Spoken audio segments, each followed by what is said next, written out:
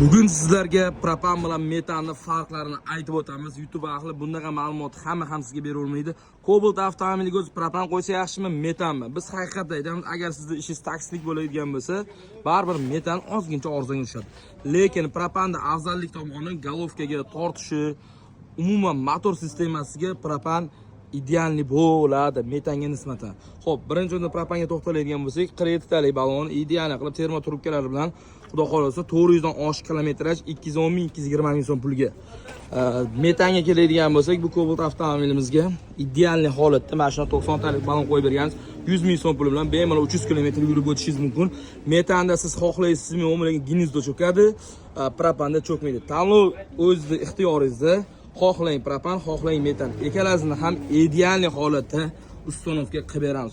Guliston metangiz har qanday turdagi avtomobillarga jiday bo'lmaydimi? Skidka narxda 2 turbina Premier, Malibu, XL hammasiga optim narxda propan va metanni sizga taklif qilib qolamiz. Skidka e'lon qilamiz, faqat vaqtlarimiz chegaralangan. Guliston metangizdan uzoqlashmang. Obuna bo'lishni ham unutmang.